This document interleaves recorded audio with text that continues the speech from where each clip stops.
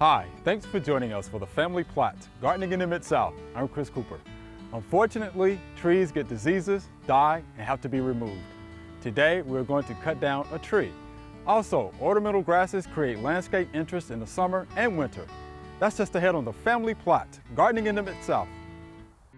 Production funding for the Family Plot, Gardening in the Mid-South is provided by the WKNO Production Fund, the WKNO Endowment Fund, and by viewers like you. Thank you.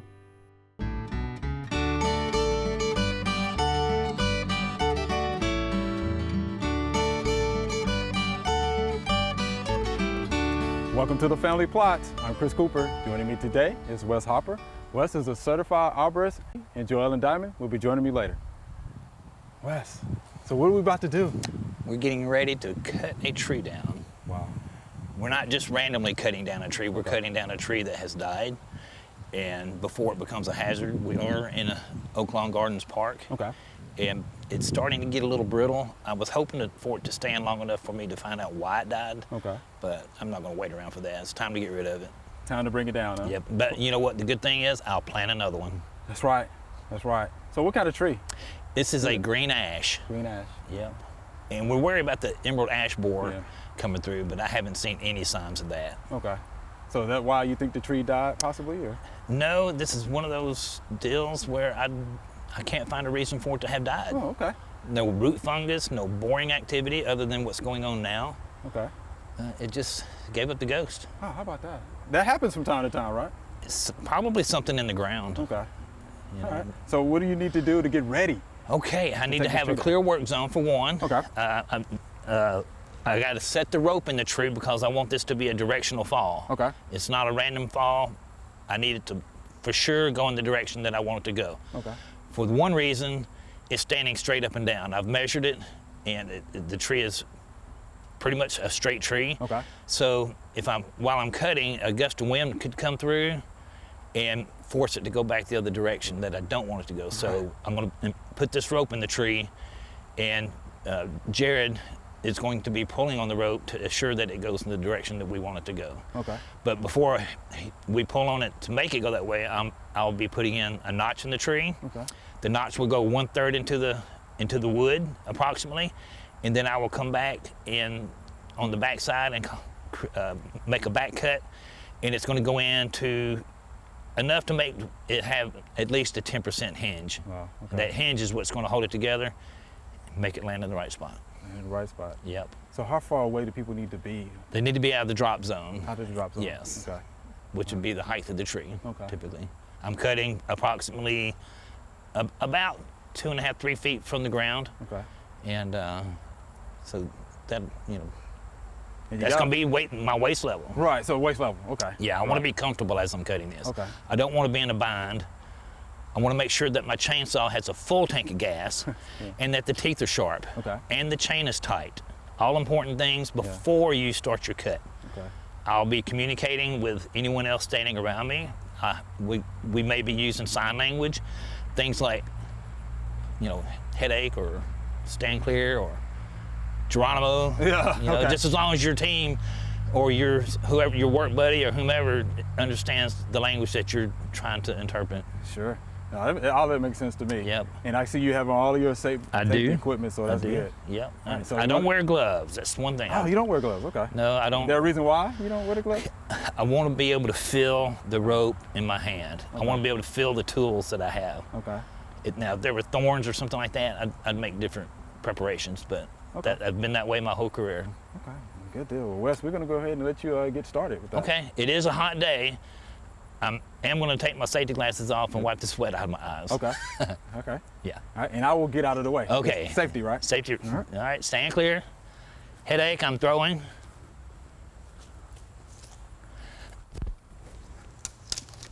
Nice shot. I have it in the center, most strongest point. Okay. My groundman, Jared, weighs about 180 pounds, and he's going to put 180 pounds of pressure on this rope. This tree probably weighs about 250, so that should be ample. ample weight factor to get this tree over. Now I want to make sure this rope is clear of my chainsaw. That's why I'm sliding it up a little bit higher and making sure that tail is out of the way. Now, I'm gonna get this out of the way, Jared, if you wanna take this. You have your hard hat and safety glasses? Got everything. Muffs, all right. Why don't you stand right there next to that brush pile.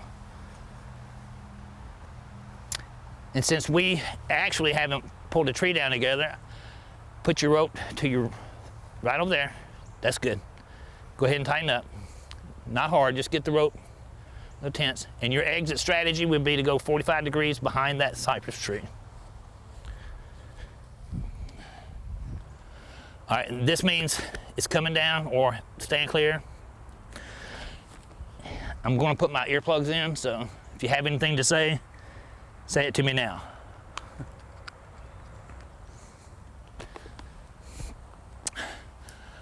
I'll hold the chain, my elbow to my ribs so I don't drop start.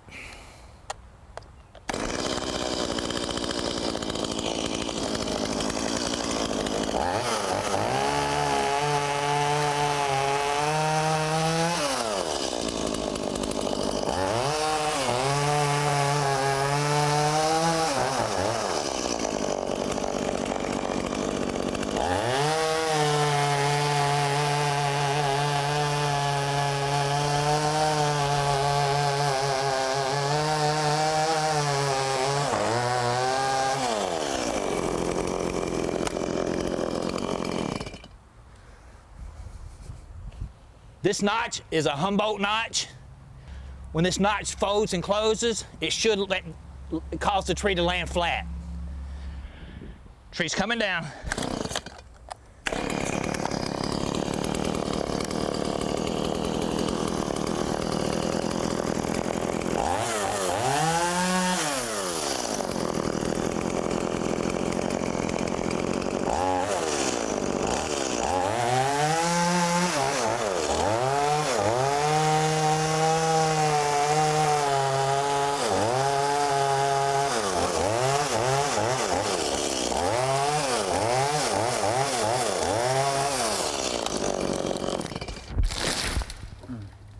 Nice.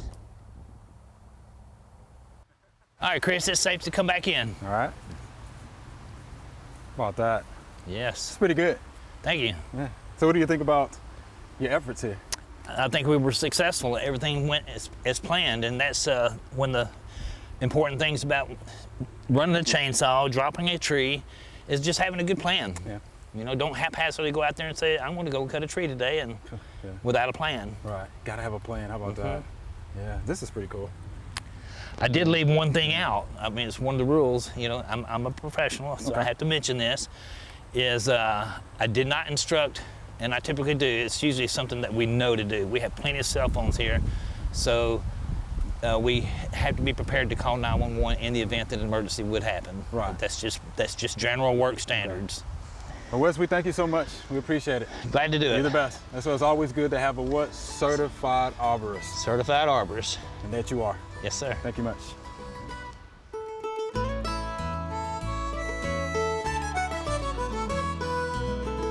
You can attract many different kinds of birds to your yard with a variety of feeders.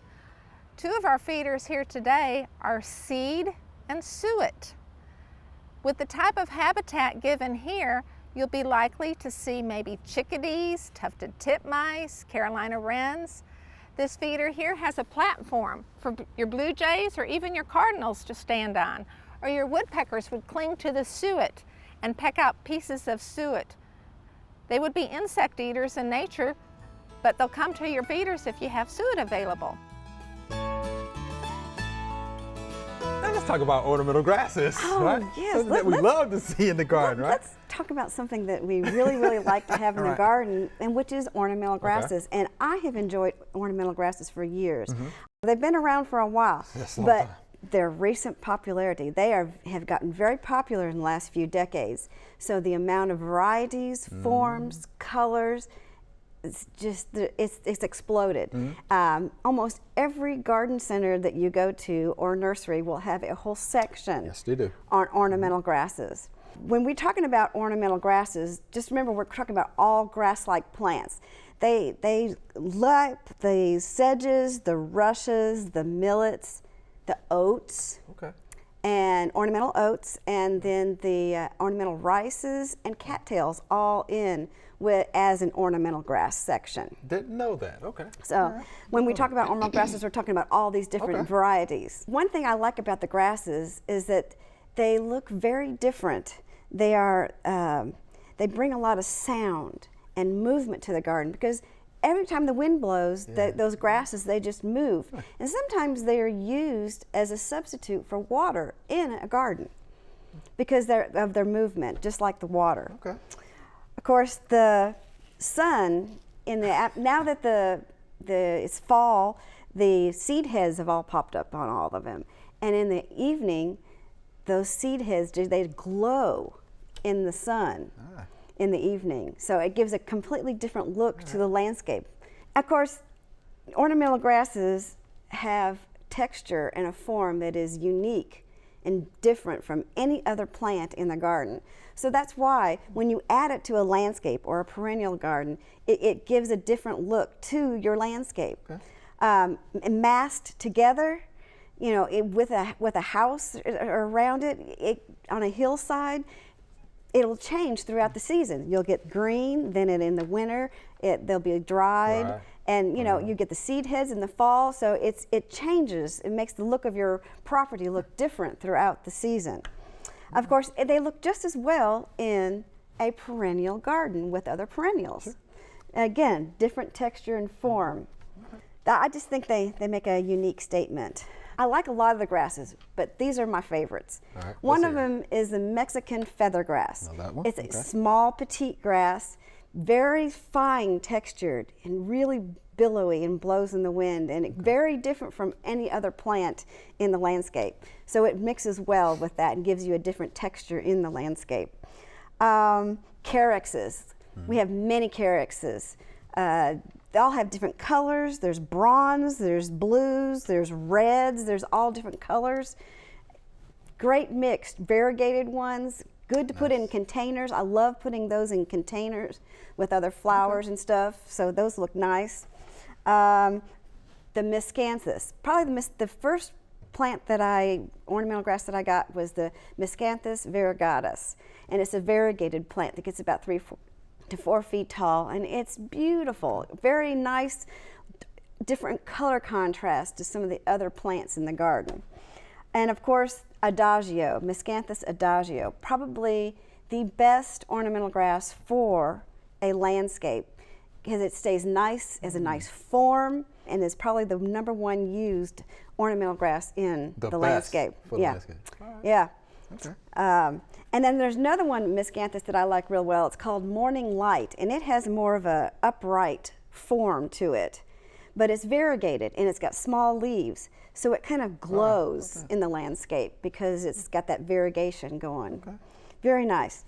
And then of course there are the pennisetums. There's a lot of pennisetums, but one of my favorites is the Hamel, and it's dwarf one. But this time of year in the late summer and the fall, it's got those little foxtail looking seed heads out on it. Cool. Yeah. Look really nice. Yeah. And another one that I like really well, which is a very large one, it's called Heavy Metal. And it will get it will. I can see her. I can see that happening in her yard. The heavy metal.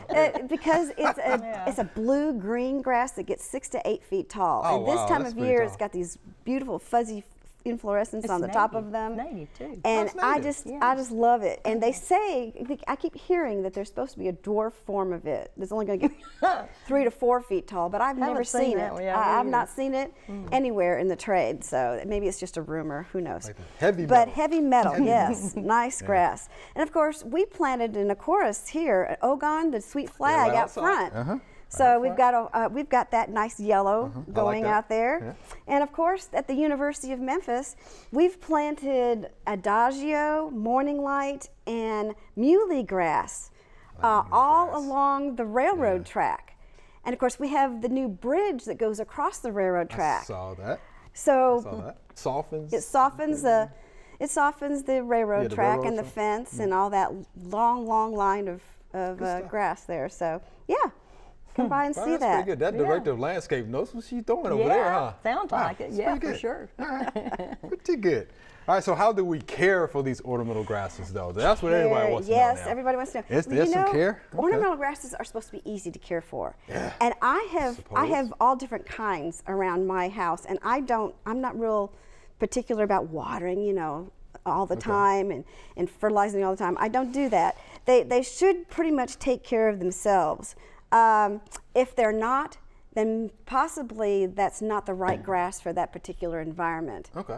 I would do your research and make sure that your environment, either it's wet, dry, sunny, shady, it doesn't matter. There's grasses that will fit all of that. So you've got to make sure that the grass that you put in this environment want those conditions. And if it doesn't, then switch to another grass because there's plenty of others to choose from. That's what I would do first. And of course, they can be planted anytime the ground isn't frozen. They can be planted when they're dormant or in the growing season. It doesn't matter. Anytime they can be planted. Okay. Fertilizing, again, if I even fertilize them, it would be in the spring. Okay. As they're coming out of dormancy and Anything getting into the growing season. Particularly? I would just I would like to do a soil test and make sure that I actually need all the nutrients in a complete fertilizer. But something like that would be my choice. Okay. If I put anything down at all. Right. Because you really don't need to fertilize them every year. Maybe when they're first getting started and getting established, but after that, I have never fertilized any of mine. I have not either. Me either. I haven't done it. They don't. They really. Do that, they're going to grow. Yeah, well, they really don't need it. I mean, their requirements for fertilizer is not high. So. True. Yep. Of course, those that are dormant, now some of them are evergreen, which are great. And they can, like our chorus up front. Okay. We don't have to prune that at all because it stays evergreen. Right. But those that go dormant, good time to cut them would be in February. Good, I'm listening. Okay. Because February is when they start, they've been dried for a few months. Yeah. They've been blowing in the wind and you've enjoyed that sound. But then again, they start breaking up because they can't hold that. Those dead leaves start breaking apart. Okay. And you want to cut them before they start trashing the whole rest of the yard. So it's good. You have to rake them up from everywhere. So you want to cut them down in the beginning of February, so that you don't have that leaf trash all over the yard. How do y'all do it on the campus? Well, it various ways, I mean, the depending big ones, on like how the big mescampus. When you have big ones, some people will use a weed eater. Some people will use head shears. Yeah, I've seen the head shears. Yeah. And that's about as far as I would go. I've seen people use the I head think shears. head shears would probably, if you have a I've used large. head shears. And what I like to do is take a string and string them up and tie them and then cut them off, and then you can just move them over, and you don't have to have all that floppiness. Wow. Yeah, but tie them up first and then cut them off, and then you can just set the whole thing in a container and throw it out. So. Wow. We learned some good stuff on this show, don't we? Yeah. How about that? That's pretty good. All right. And now they don't really have very many pest problems. Good. So and if they do, it's probably a plant that's in the wrong place. So you want to try to move it to either drier or wetter situation, sunnier or shadier. And of course, when they're clump, the majority of them, there's some that are runners, but the majority of them are clump grasses. And so they grow outward, but then they die in the center. And when they start getting big like that, it's time to dig them up and rejuvenate them by taking a section of the living part and putting it back in the center of where you have originally planted it. And then with the rest of it, you can either add on to your landscape, or you can start trading them with neighbors, and everybody can have ornamental grasses in their yard. Joanna, that was good stuff. We appreciate that. Yeah, the flowing and the sound. Yeah, you can tell she's really enthusiastic about it. I love my grasses. So thank you for that. We appreciate that. Okay, as with most trees that I cut down over the years, I've always been interested in knowing the age of the trees. That helps me identify what the area looked like many years ago. This is an ash tree, and an ash tree is a diffuse porous, meaning that sometimes it's hard to count the rings because the growth rings are mostly the same color. It's hard to differentiate the early wood from the late wood. So we'll start from the outside and count in, and I've counted. This tree is approximately 21 years old, judging by the rings. Let's see what's going on with the health of it. 1, 2, 3. Something happened about 3 to 4 years ago that caused this tree to go into decline. So before that, we got some really healthy growth rings. They're really wide. So that's telling me that this tree was a happy, healthy tree up until about 4 years ago. So that would incline me to go back and investigate and see what the type of weather we had that year. Was it a droughty year? It could have been a drought. Let's say, for example, it was. So this tree struggled after that drought and then had to use its stored energy to survive that 1 year. And then after that, I'm assuming that it just could not build up the energy to sustain its own self and eventually succumb to lack of energy. All right, Joellen, here's our Q&A segment. You ready? I'm ready. These are great questions. Yes. Here's our first via email. What is the name of this tree? It came from the Arbor Day Foundation many years ago. It has beautiful yellow foliage in the fall. And this is Janice from Painesville, West Virginia. Oh, yes. Well, it looks very familiar. Okay. It looks like an ash tree. An ash tree. Yes, and ash trees can have beautiful fall foliage colors. So Right. that's what that looks like. And that tree definitely had beautiful fall foliage, didn't it? Yes, it did. Yeah. so- Pretty. yeah, thank you for that picture. Janice, ash tree. Ash. Nice. All right, here's our next viewer email. I have a cluster of Red River birch. The leaves are misshapen and there is a white dust everywhere. What is this infestation? Is there a cure? I am contemplating cutting them down. This is Nadine from Springfield, Florida. Yes. So let's see if we can help Miss Nadine out here, right? Yeah. Red River birch, right? So we have the river birch aphis, which Yes. sometimes goes by the name of witch hazel gall aphis, but it's host specific. Yeah. So it would be On the the river river birch aphis, right? Yes. So their feeding, of course, is going to cause the misshaping of the leaves. That's going to make what those I- leaves look yeah. contorted. You're going to have those bumpy ridges Yes. on the surface of those leaves. But you know what I would do? Nothing. No, I wouldn't do anything. because there's enough. It doesn't look like it's not affecting the whole tree. It's just the new growth. The leaves are going to fall off here soon, Yeah. and we can start over again.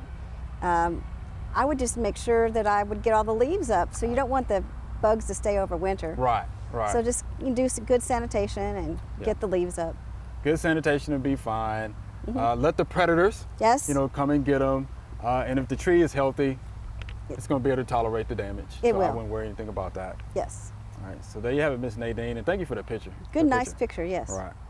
And I should mention too that those river birch aphids are covered in white wax. Yes. Because she mentioned that she saw white dust everywhere. So yeah, they're It's- covered in white wax. Right. So if you disturb them, yeah, they kind of, flock off, and It's I gonna can see what flake looks off. like white dust, and some people say it looks like snow, falling. So again, thank you for that picture. All right, here's our next viewer email. I know you like this one, right? I would like to plant a service berry tree in my yard to attract the cedar waxwing birds. Recently, I learned that there are 2 types of service berry trees. Is one type of service berry tree better than the other in a residential setting? I'm in zone 6. Thanks, and this is John. So how about that? Yeah, and thank you for letting us know what zone Yes, you're in. that helps. Because that really does That help. helps. That But you know what? He's picking a great tree that is very underused. Either one will do well. They are both about 15 to 25 feet in cultivation, and in other words, in somebody's yard. One of them, Amelanchier arborea, the downy service berry, that one has a lot of cultivars to choose from. So you can get Okay. some really pretty foliage with that, and it's a 4-season tree. You've got flowers, you've got beautiful foliage, you've got fall color. So it's an all year good tree. The other kind, the Allegheny, is actually native from Newfoundland down to Georgia and west to Michigan and Kansas. Easy in zone 6 So then. but there's not as many cultivars of that. Okay. So I would say whichever one he can find, and if he has good research and can find a certain cultivar that he's more interested in, then I would get that one. But either one would be fine. Either one would be fine, Mr. John. Yeah, we appreciate that question. Yeah, Good like question. you mentioned, good fall foliage. Beautiful. The ripe berries, right? Right, So it's a and good they're edible. edible, right? They're used for jams and jellies, Yes. I've heard. And wildlife. The pollinators love it. Yes. So yeah, Good- plant that, yeah. good tree. Salisbury would be good. All right, thank you, Mr. John. Here's our next viewer email. Here is a photo of a twig from one of my many oak trees. I pick up many of these twigs every day. The leaves don't look great either. Is my tree sick or are the squirrels chewing these twigs off my trees? If it is squirrels damaging my tree, I have a 20 gauge but no 12-year-old. Right, an ode to Mr. D there. Yes. This is Phyllis from Rosemont, Tennessee. So, we thank you for the picture too. So what do you think Yes, about good. that? Yeah, it's a good picture. I think it's squirrels. I think squirrels. Because yeah, this is the yeah. time of year they want to still have the leaves on the trees to be able to make their nests. Mm-hmm. And they're not always good at keeping a hold of them, and a lot of them drop on the ground. So yeah, it's the squirrels trying to make nests in the trees. It's definitely squirrels. I actually know this, right? Because I recently was running down the green line and one of these twigs happened to fall down right in front of me and there was a squirrel right on top and I looked at it and it looked just like the picture. So it's definitely squirrels. Yes. You know, it's doing that. Yeah, just trying to make a nest. They're Yeah. fine. It's all right. Yeah, it's all right. It's good. So no need for a 20 gauge and a No. 12-year-old. No. All right? No need for that, I Miss don't Phyllis. think So there you have it. Thank you, Joellen. That was fun as always. It was. Thank you much. Remember, we love to hear from you. Send us an email or letter. The email address is questions@familyplotgarden.com. And the mailing address is Family Plot, 7151 Cherry Farms Road, Cordova, Tennessee, 38016. Or you can go online to familyplotgarden.com. That's all we have time for today. Thanks for watching. It's getting to be the end of the growing season. We hope your garden did well. If you have a problem this year and can't figure it out, ask us. It's simple. Go to familyplotgarden.com and click on the Ask Us Your Gardening Question banner. We'd be happy to answer them over the winter and get you ready for the next year. Be sure to join us next week for the Family Plot, Gardening in the Mid-South. Be safe.